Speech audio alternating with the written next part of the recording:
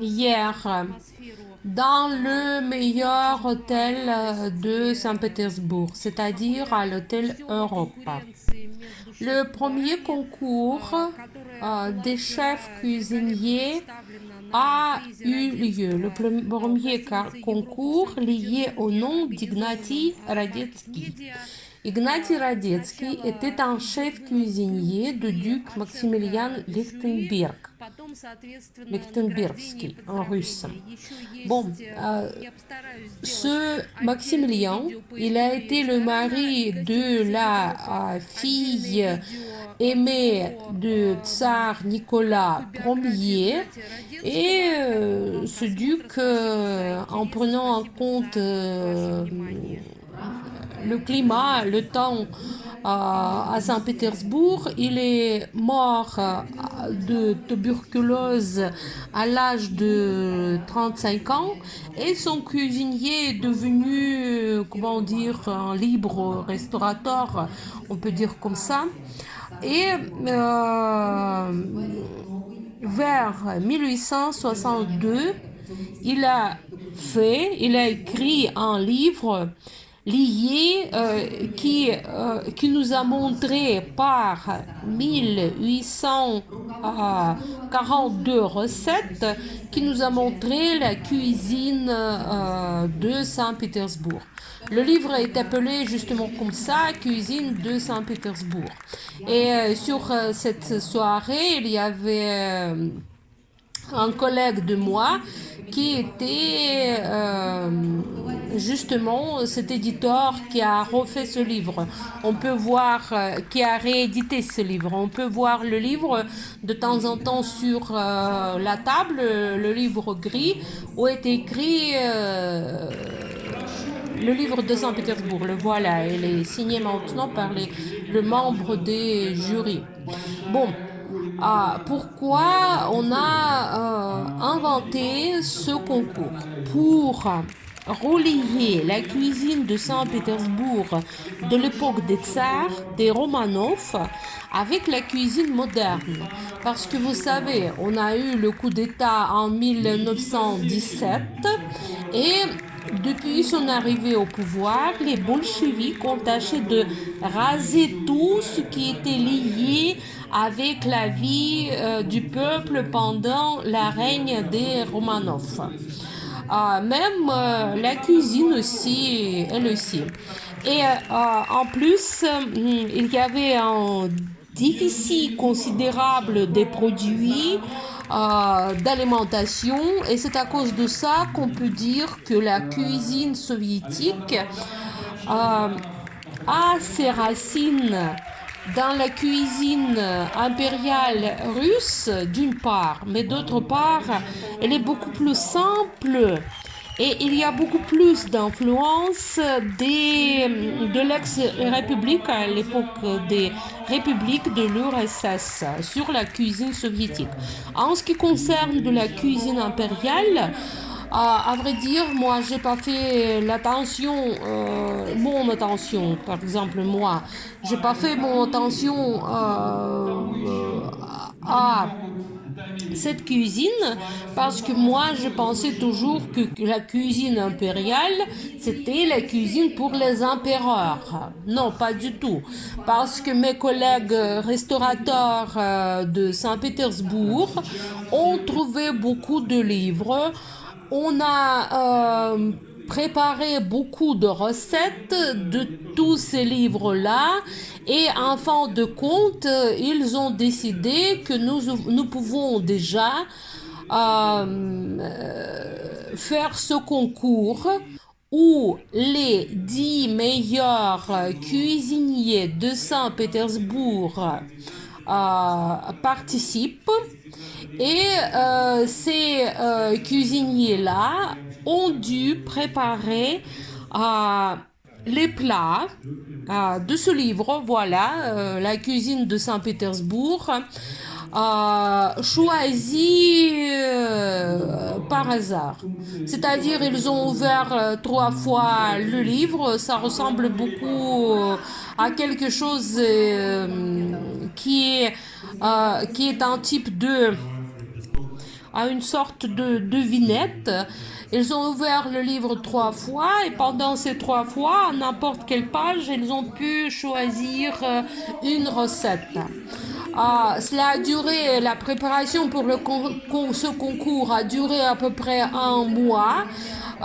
Nous avons suivi cette préparation dans les médias, liés avec la cuisine russe, liés avec la cuisine, avec la restauration, on peut dire. Et maintenant, nous sommes au concours final où les 10 chefs cuisiniers des restaurants de Saint-Pétersbourg apportent des plats qu'ils ont préparés d'après la recette. Dieu merci, la cuisine russe de l'époque était très liée avec la cuisine française de l'époque. Et dans le livre d'Ignati Radetzky, qui était le chef cuisinier du duc de Maximilien Lichtenberg, je répète encore une fois, il y avait des plats dont le nom a été traduit en français. C'est à cause de ça que je sais comment le traduire, parce que pour moi, regardez, salade de filet de grenouille au queue d'écrevisse. À vrai dire, si on me montre un grenouille, je peux le reconnaître, mais il me semble que je ne l'ai jamais mangé parce qu'il y a beaucoup d'os à l'intérieur. Rôti pigeon dans la feuille de vigne. Feuille de vigne, on l'aime bien, mais on met dans la feuille de vigne la viande hachée et c'est pas le gibier. Et pour les pigeons rôti pigeon, j'ai jamais mangé à vrai dire. Potage de Saint-Pétersbourg, je sais pas. Qu'est-ce que c'est? Bon, poitrine de veau farcie de pruneaux, ça je sais, ça c'est bien parce qu'on prépare de temps en temps de la viande avec de pruneaux, ça va.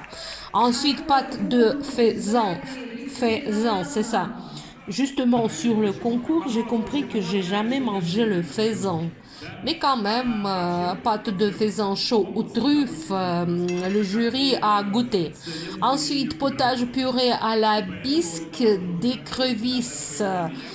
Pas de commentaires. Bon, pudding de gibier farci d'une blanquette. J'ai compris comment il faut le préparer. Mais le plat était très petit. Celui qui est dans un œuf. Voilà.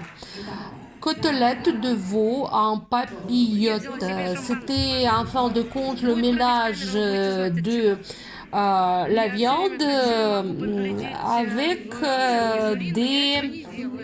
des champignons et des pommes de terre, il me semble. Éperlans frits. Éperlans, vous savez, éperlans frits, quand j'ai vu la liste et j'ai vu cet éperlan frit, j'ai rié beaucoup parce que c'est tout à fait facile de le préparer parce que c'est notre plat qui reste dans le menu des habitants de Saint-Pétersbourg, surtout au printemps. Dans 2-3 semaines, je vais peut-être acheter des éperlans et des laits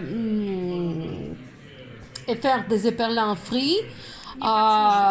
Parce que ça reste dans notre carte, dans notre repas, dans nos plats que les habitants de Saint-Pétersbourg mangent. Mais le cuisinier a fait de ça une boule du suif. C'est-à-dire que c'était un mélange des éperlans avec une pâte et les membres de jury de concours ont dit que c'était bon. Potage, borsch de poisson. Borsch, c'est de la betterave avec de la viande. C'est-à-dire, bon, en fin de compte, peut-être on peut dire que les recettes du 19e siècle ne conviennent pas directement avec la cuisine que nous avons maintenant la cuisine moderne, ce n'est plus la cuisine soviétique parce qu'on a l'abondance des produits alimentaires.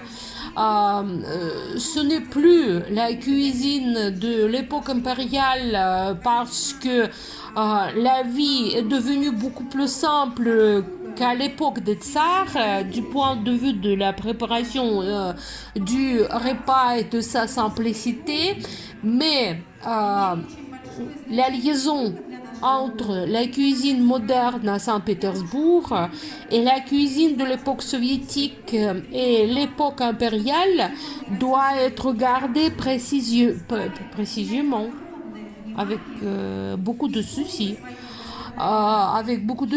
Parce que ça donne l'idée aux chefs cuisiniers. C'est justement ce que j'ai vu hier quand ils ont été très encouragés par ce concours parce qu'il y avait 10 cuisiniers, mais il n'y avait que 4 prix. C'est-à-dire à celui qui a fait le mieux la recette du 19e siècle, à celui qui a fait le mieux la recette du 19e siècle, mais qui a inclus dans le plat les idées modernes, et à celui ensuite il y avait le prix des médias qui s'intéressent, qui écrivent sur la cuisine de Saint-Pétersbourg, et en plus il y avait le Grand Prix.